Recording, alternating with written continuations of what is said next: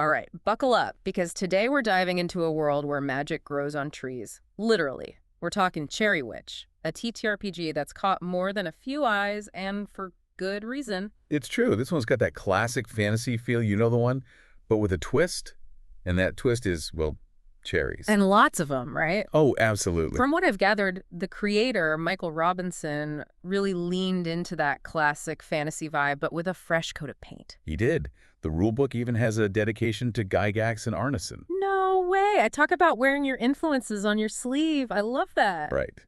A clear nod to the OGs of the genre. Speaking of nods to classic fantasy, the world itself sounds incredibly evocative. A desert, right? Right on the edge of one, actually. Mm. Scorching sun, endless dunes. But nestled in there, a lush, thriving forest. Now, that's an image. And what sustains this oasis in the middle of nowhere? What else? Cherries. But not just any cherries, mind you. These are infused with magic, a magic that touches every corner of this world. All right, so we've got the classic fantasy setting with a cherry-infused twist. But what about the actual gameplay? What kind of adventures are we talking about here? The rulebook lays out 3 main environments, each with its own distinct flavor. You've got the Cherry Witch's Forest, naturally. Gotta have that, right? Exactly. It's classic magical forest stuff, full of wonder and danger in equal measure. Thornroot guardians, cherry trains, you name it. And I bet those 2d6 encounter tables you mentioned keep players on their toes. Oh, absolutely. Never know what you're going to roll. Could be a mischievous sprite or a fearsome cherrywood beast. Variety is the spice of life, and this game's got it in spades. I like the sound of that. Keeps things fresh.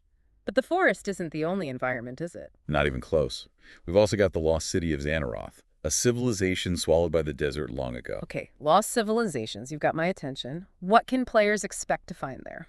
Think ancient technology, cryptic texts, maybe even a dormant machine or two, just waiting to be reactivated. Who doesn't love a little dungeon delve with a side of ancient mystery? Exactly. But if you're looking for something a bit more post-apocalyptic, there's always the Wasteland Vault. Post-apocalyptic A&D cherry-themed. Now that's a combination I've got to hear more about. Picture this, a fusion of post-apocalyptic survival and long-lost secrets, all tinged with that unmistakable cherry magic.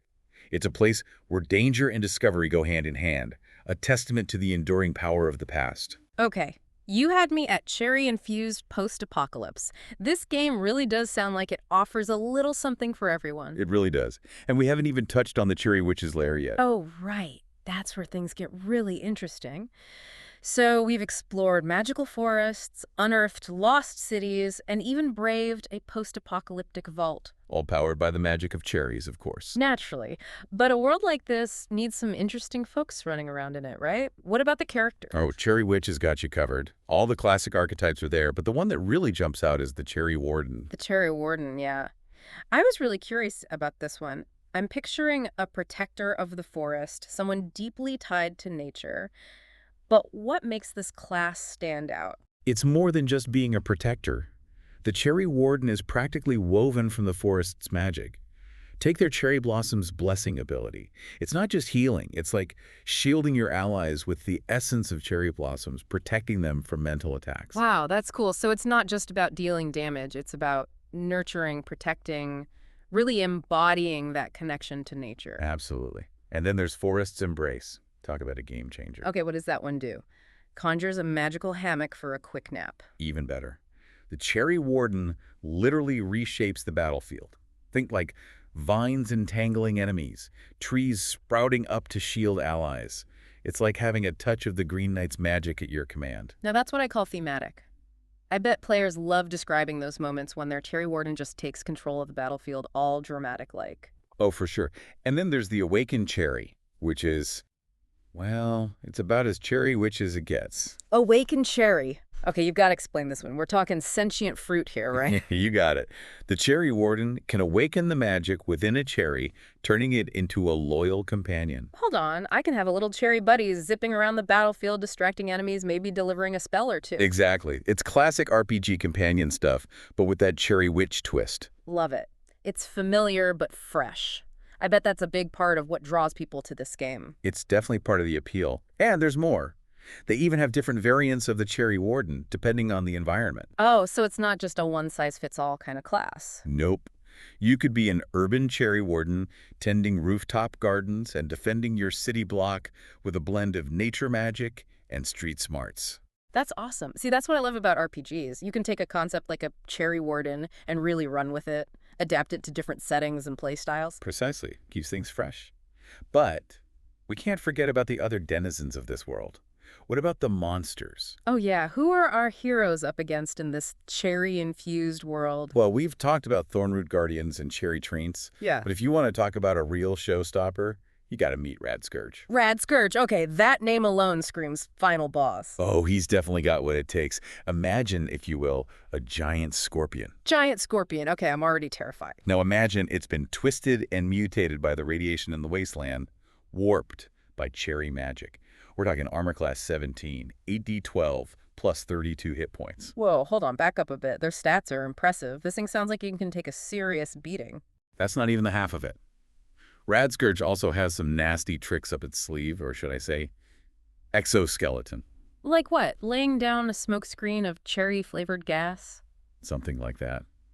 Think toxic gas clouds and the ability to absorb electricity to heal itself. Fighting Rad Scourge would be a true test for even the most seasoned adventurers. I bet. I'm starting to think our heroes might need a little more than cherry blossom blessings to take this thing down. Maybe a magic item or two. Speaking of which, I'm dying to hear about some of the magical goodies players can find in Cherry Witch. It's not a proper RPG without a bit of loot, right? Welcome back to our deep dive into the world of Cherry Witch. It's been quite a journey so far. It has, hasn't it?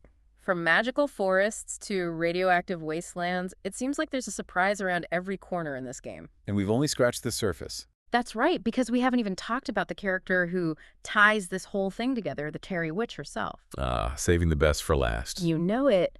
So, when we imagine players finally encountering the Cherry Witch, what kind of character are we talking about here? What's her deal? Well, that's the thing, isn't it? She's not your typical RPG villain. Oh, how so? The rulebook does a great job of not giving her a clear good or evil alignment. She's an enigma, as much a force of nature as any creature in the forest. Okay, now, that's intriguing. So it's not just about defeating her in a big showdown. Not necessarily. She's more interested in testing those who enter her domain, pushing them to make difficult choices. Interesting. It's almost like she's using the player's actions to achieve some unknown goal. Exactly. Remember all those unintended consequences we talked about? I wouldn't be surprised if the Cherry Witch had a hand in some of them. Ooh, that's a great point. It really adds a layer of moral complexity to the game. Players might think they're in control, but the Cherry Witch is always a few steps ahead. Precisely. She's playing a much deeper game. It makes you wonder, what would it take to truly understand someone like the Cherry Witch? Is it even possible? That's a question for the players to answer, I suppose. Indeed. And that's what's so great about a game like Cherry Witch. It sparks the imagination, invites you to explore this strange and wonderful world from all angles. It's not just about rolling dice and slaying monsters. It's about the stories you create along the way. Exactly. So as we wrap up our deep dive into Cherry Witch, I think the biggest takeaway is this.